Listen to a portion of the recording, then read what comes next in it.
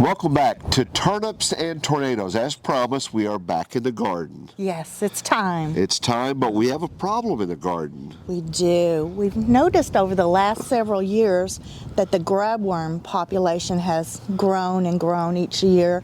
And we don't mind a few grub worms in there, but there were so many, and we would sometimes plant nice tender plants in there, and sometimes they would just fall over. You'd pull them up, there were no roots. Well, the grub worms, that's one of their favorite delicacies, are the roots of tender plants. In fact, I've got several bird houses, and the birds even discovered them. Yes. And we'd look out the window, we'd see birds in the garden scratching and holes, and what they were doing is just looking for the grub worms. They were so plentiful.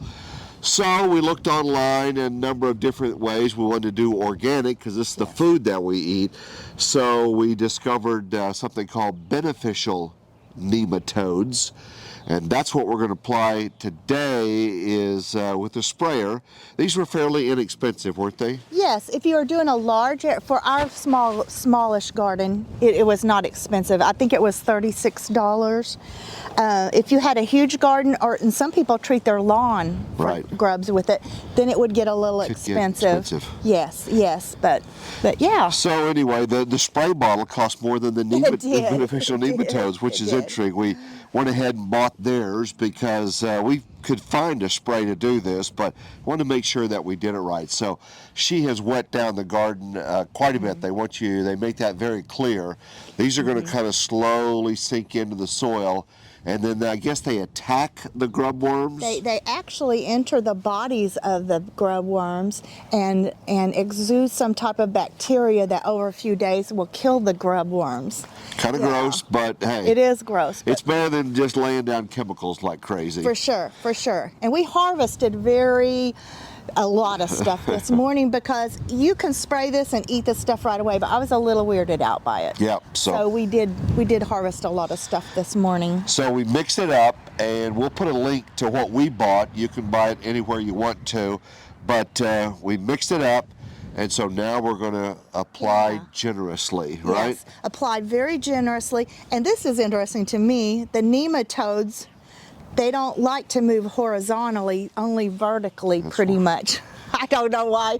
So that's why you want to be very generous, because if you miss a spot, they're not going to migrate over to that area. Right. So yeah, and then after we apply them, then we're going to water it generously again to get them, because if they sat on the surface, they will die. They need dampness and dirt. So gut grub problem, a possible solution for you, beneficial nematodes, quite a few YouTube videos on it, and quite a few places that sell. You take that, I'll turn on the water, and we'll get to... And also, there are different types of beneficial nematodes. Yes. So according to what problem you have, we bought one that are specific for grubs, and it was for other things too, but we wanted to make sure it got the grub worms. So, all right. Yeah, we're ready. Our jackets on because it's kind of a chilly morning here. But we got to get it done because, again, tomatoes are growing and strawberries are flourishing, and we're harvesting quite a bit already. So we got to take advantage of daylight really, and use every day. Although it's very chilly today, we've been in the 80s, the low 80s. The last few days, your ground temperature needs to be about 42 or above. And so did you show them that you I did not. Will you grab that? Yeah. So we have a soil thermometer here, and it's got, so we measure the soil to make sure that it's what it needs to be as well. Because it will kill off at least some of the nematodes if you get too low in temperature. And so we may have to do this every year also, because if you have rough winters, you will have a very much diminished population of the nematodes. Very good. All right, we'll get to spraying.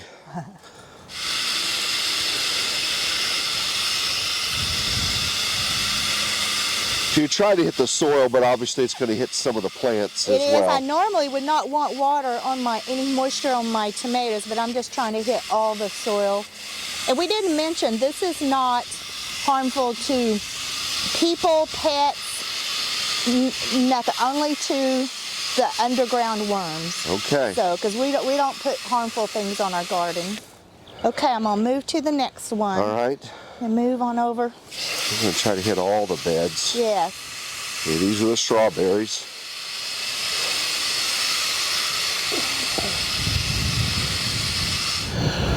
Well, we've already planted the tomatoes. You know, it's a tough decision as to when to put them in, because we're not only fighting the cold, the last freeze, we're also fighting the heat, because there's a little sweet spot there between, you know, mid-30s and the time the temperature hits up around 92, 93. So we only have so long to get them in the ground. A lot of people gave us some recommendation as to when to put them in the ground. I generally wait till about April 15th. This year I went a couple of days early with that. So what does it happen when it gets too warm, 92, 93? Well, they won't set blossoms, so you may have a very healthy, green, tall plant, but you're not getting any tomato blossoms off of it. So a lot of recommendations from you. Thank you, by the way, for all your comments and suggestions. We've heard everything from when you dig the hole down in the bottom, put coffee grounds. Somebody suggested eggshells. Somebody else suggested we put an antacidatum down in the bottom. So many recommendations, Epsom salts and other things. Let us know if that works for you in the comment section. We've never done any of that. We've had pretty good success, but again, if that's something you read in a farmer's almanac or your grandpa always did and you want to do it, go for it. But we'd love to hear in the comments some of the suggestions you have. We dig a hole, we put some compost in it, and we use some organic fertilizer, just a little bit of that down in the hole. Now, we did make a little bit of a mistake. We bought some more leggy ones. They're a little bit too tall, so what we did is we buried those very, very deep. So again, that's the way you can do that. Some of this one was probably not buried deep enough, because now it's just getting beat up by the wind. We'll tie that up a little bit, but we want to get some sunshine, so I put the cages on, even though they're not quite ready for that. And it's hard to imagine a plant this small will extend well above the top of this cage. So again, that's something that you can do, but then we'll mulch around it. Now, we scrape back the mulch to spray the beneficial nematodes, but we're going to mulch this really good. So what does that do? Well, one thing, it keeps the plant, when it flops over, from touching the soil. So it does offer a little buffer, and then also when we water, keeps it from splashing up on the plant. So you don't want soil on that. So that's what we try to do with that. So again, any other tomato plant suggestions that you have, we did plant indeterminate tomato plants because they can produce more than one. Look at that when you get your plants selected, to make sure you get indeterminate if that's what you want. But the Cherokee Purple is an heirloom. That is a determinate. It's a one-time shot, but the others are indeterminate, so we may get several pickings from that. But again, tomato plants are a fun thing for the gardeners. It's something that you can show and eat and love and share, and we love our tomatoes. But this Cherokee Purple will make some beautiful tomatoes in the next 2 months, so we're looking forward to giving you updates on that as we go through here on Turnips and Tornadoes. We also took a trip this week, something you found out in your seed catalog. Yes, in the Baker Seed Catalog, it told about the Tulip Festival that they hold in April. And it wasn't that far away, so we drove up there in Mansfield, Missouri. You got to see some of your favorite YouTubers. Yes, we got to see Jesse Sowards and also Jill Ragland.